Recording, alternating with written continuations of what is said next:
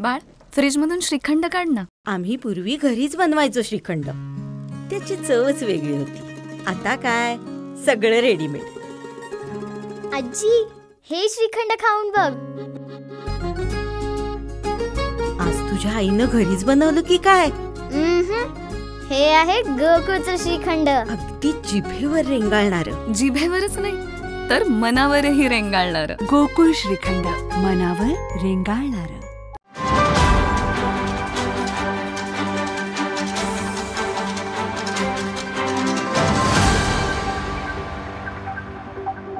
आपण जे आयुष्य जगतोय ते किती?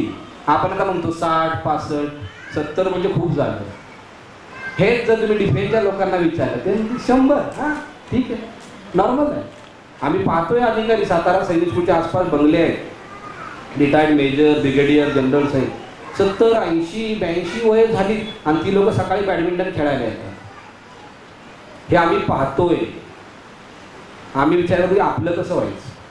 आपल्या मुलांचं जर आयुष्य वाढवायचं असेल तर त्यांना आत्तापासून अभ्यासाला लावा, त्यांना सैनिक स्कूलला लावा.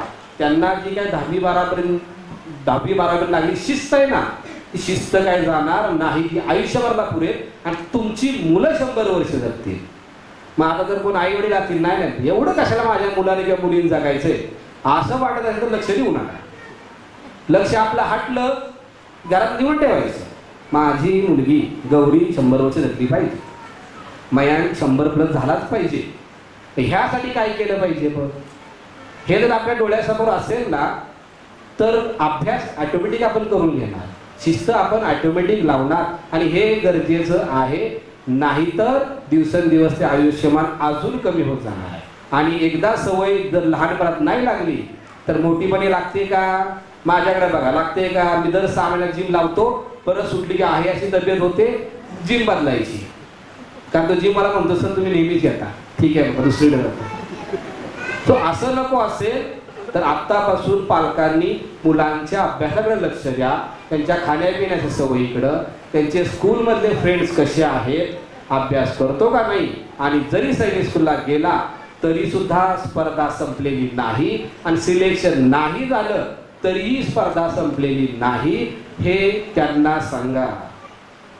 त्याने सांगितलं मगाशी 6वीला नाही झालं, 8वीला झालं. राज्यात 1ला, 2रा, 3रा, 8वीचे पण सगळे ऐक्यांचेच आहेत. 300 काहीतरी 80 का 82 टॉपर आहे. इव्हन एक मुलगा तेलंगणामधनं क्लासला बसत होता, RMSला पण सिलेक्ट झाला 9वी ऑनलाईन मधनं आणि तेलंगणाचा स्टेट टॉपर तो आहे. 374 मार्क, 376 काहीतरी. सो बाहेरनं सुद्धा मुलं यायला लागली. आमचा फोकस आहे की सगळ्यात पहिल्यांदा आपल्या इथली लोकलची मुलं पुढे गेली पाहिजे. लोकलची मुलं पुढे कधी जातील तर पालक एकमेकांना सांगतील. तर तुम्ही जर एकमेकांना सांगितलं ठीक आहे माझा नाही झाला, तुझा होऊ शकतो, तू कर, त्याला पुढे त्याला फायदा होतोय, तर स्पर्धा वाढेल. का सांग? आमच्याकडे सुरुवातीला मुलं कमी होती. सैनिक स्कूलचं मेरिट किती होतं? 247ला मुलगी स्टेट टॉपर आहे. 247 पियुषा चव्हाण.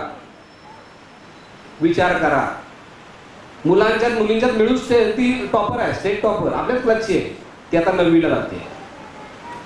ती 9वीला जाते तर मेरिट किती बदललं? त्या 247चं 261 झालं, 261चा 265 स्टेट टॉपर झाली. ह्याच्या अगोदरची एक बॅच गेल्या वर्षी तेच मेरिट 281ला आलं स्टेट टॉपर. यावेळेस तेच मेरिट 289ला गेली. हे आधी सांगितलं 290 झाली काय होणार नाही. आणि पालकांनी जर इथं थोडं लक्ष दिलं तर हे वाढलेली स्पर्धा, हे वाढलेलं मेरिट हे तुमची मुलं गाठू शकतील. आज 250 मध्ये कमी नाहीये, ती स्टेट टॉपरच्या लेवलची मुलं आहेत. तर त्या दृष्टीने तयारी करायला लागा. मुलींच्याकडे जर पालक लक्ष देतात, थोडं मुलांच्याकडे लक्ष द्या. दरवर्षी आम्ही बघतोय 6वीला मुलांची मार्क्स ही मुलींपेक्षा जास्त आहे. माहीत नाही रिझन काय आहे, हे आम्ही दरवर्षी पाहतोय. आता हे 296, 94, 92, 91 अशी 7-8 मुलं आहेत. 90 नंतर 289. पण जसं तुम्ही 10वी 12वीकडे जाल ना, मुली पुढे गेली तर मुलं माग आली. याचं कारण पालकांनी शोधा आणि ही विचार करण्याची गोष्ट आहे. आपण काय म्हणतो नेहमी सगळीकडे मुली टॉप दिसतात. आमच्या मागच्या 3-4 वर्षांच्या निकालात मुलगी एकदा टॉप होती, नंतर मुलं टॉप आहे. पण ती मुलं पुढे गेली की मागे पडतायत. डिस्ट्रॅक्शन प्रचंड आहे.